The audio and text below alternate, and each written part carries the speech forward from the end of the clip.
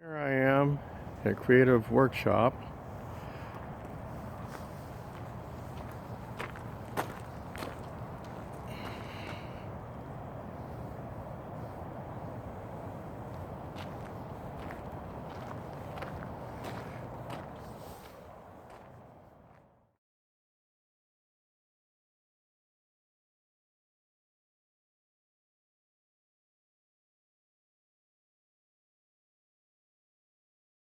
Okay, I'm here with Buzz Cason, and we're going to take a little virtual tour of the Creative Workshop. Yeah, hi everybody. This is the original control room, 1970, and back this way where the drum storage is was the garage doors. This was the garage of the old house that I bought in 1970 from Mr. and Mrs. Thomas Gregory, and Travis Turk and I moved out here with the help of Ronnie Shacklet. We built this room, and we turned this garage into a control room, and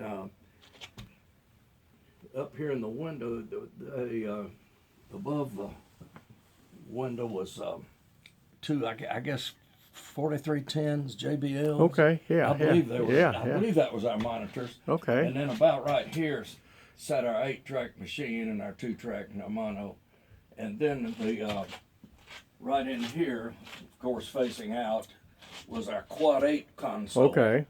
And that console is now with Don Auerbach of the Black Keys.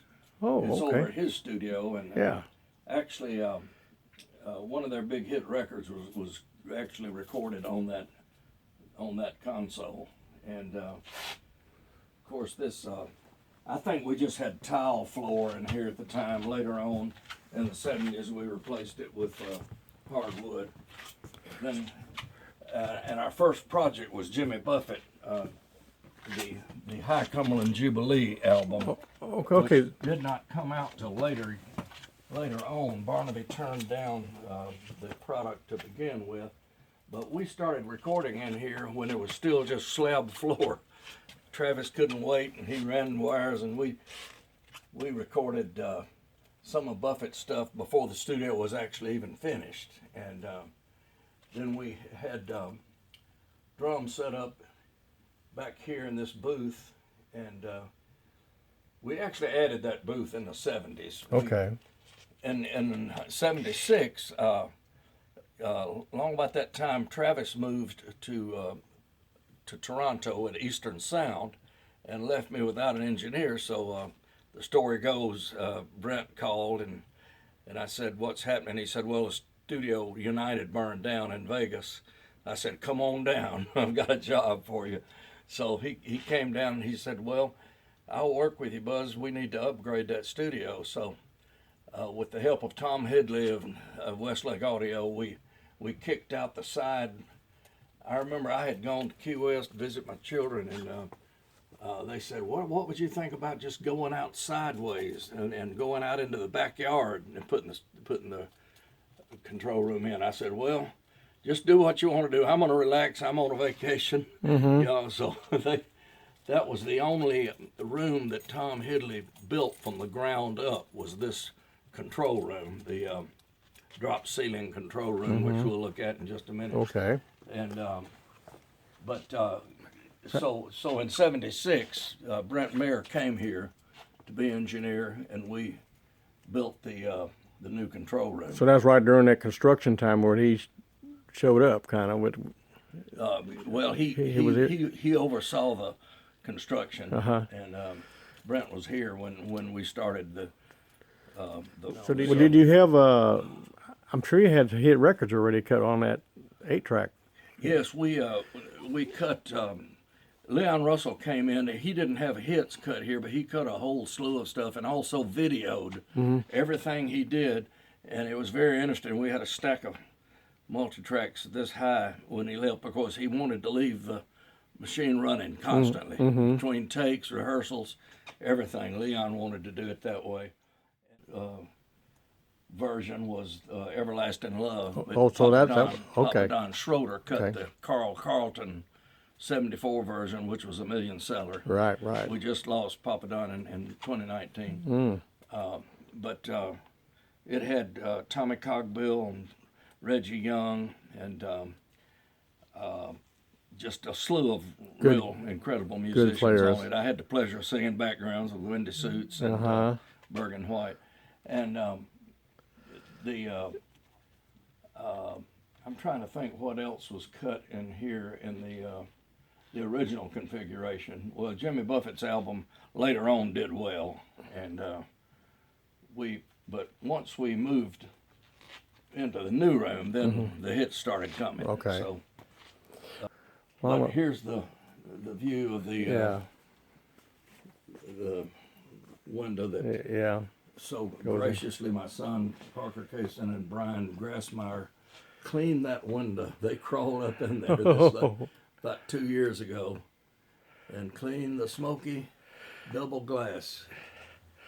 That was part of the deal in the old days that they had musicians, they liked to smoke, didn't they? Oh yeah. Smoking was legal back Well, then. the thing is, you got to make them comfortable. That's how you really get a good session. This is the Friendly Forest motif painted by Chris Tibbett, Okay. who was a fine artist. Her son Terry Tibbett and I raced cars together for several years, and she became a friend of mine, and I asked her if she would treat this wall, and we've been able to kind of conserve it and call the place the Friendly Forest. And she went on to be named the Art Center at University School of Nashville is named after her, the Chris Tibbett Art Center. All right, very And good. She did all the Hee Haw sets and did all of the Ray Stevens videos and majority of fine. Well, I guess I can't get in. That's not an easy door to get into, but I was going to take a peek into the drum booth. Yeah.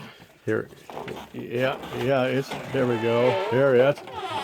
That is solid. It's still got the old green carpet, the old shag carpet was the whole. That was the grass outdoor motif, and it was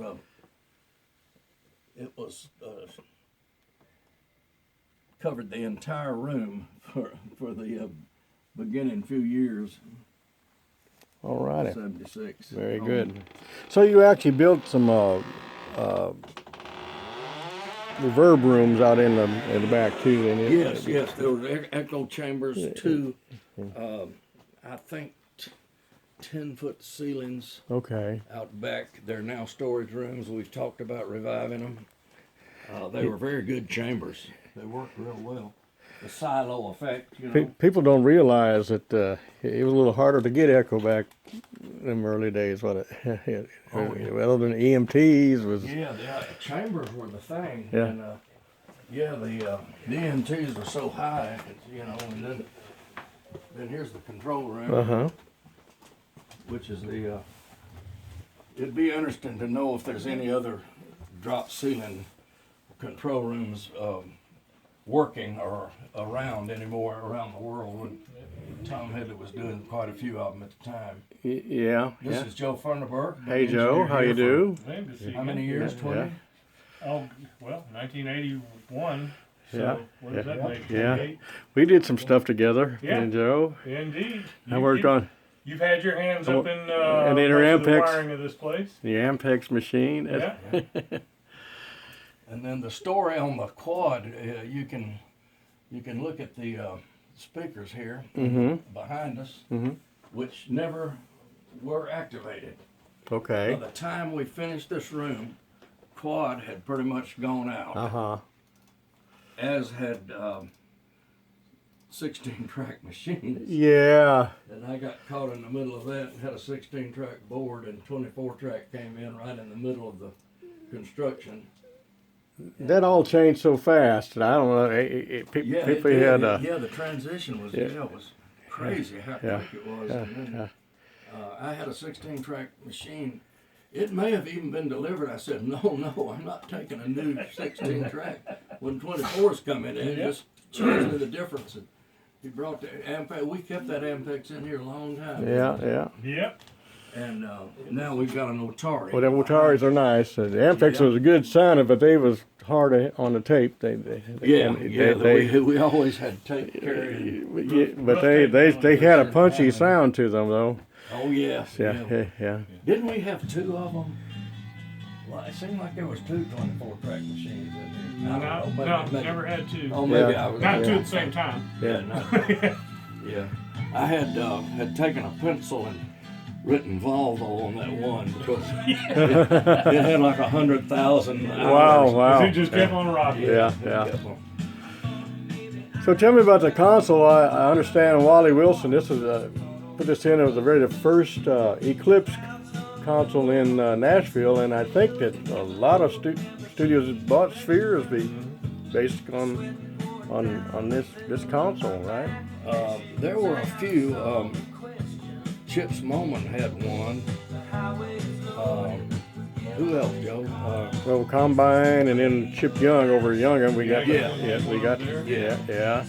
CBS, they bought a C, and then of course you got that Eclipse next door or Creative 2. Quad had one in their C room for a while. Yeah. Oh, okay.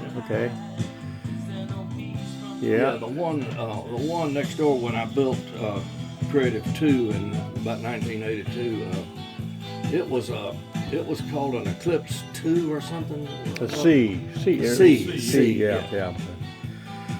So, Yeah.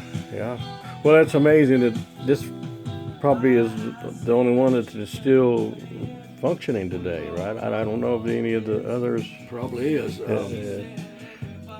And the story on that old Quad 8 board was it went up to, I sold it to someone in South Carolina. And actually, Orbach, I believe they bought it from those people. Uh-huh. And so they're just the third owners of it. I don't know whether they're using it anymore. What was that album, El Camino? Of the, Black Keys. Okay. Yeah. Okay. Yeah. they cut El Camino on. Wow. But this one's here to stay. I mean, I Yeah. guess she's gonna keep on rolling. No reason to get rid of it. Yeah. Sounds marvelous. Yeah. We love the front end of it especially. Yeah. So that's it, up to date right now. We're still rocking out here. Well, thank you. Now, I see that you bought the console, and it was a 16-track, but did you have to add that as an afterthought, a side panel, or? Yes, And did Wally end up building that as well? Or? I think it was. Yeah. Yeah. Okay. Yeah. Yeah, because it only had the 16 monitors, we needed the additional monitoring for 24 track. They actually did Right. Okay. 8 okay. additional returns for effects returns and whatnot. Thank you. That's Andreas. Werner. He's also an engineer here. One of the skeleton in the club. Quite chunky. Yeah. He's a healthy skeleton. Yeah. And a dad, and a new dad. Well, very good. Thank you, Buzz. God bless everyone. All right. Thank you. Uh-huh.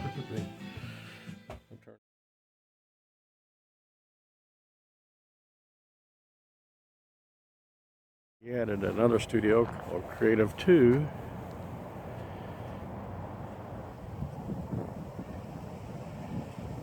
It's a building there. It is now Blackbird Studio.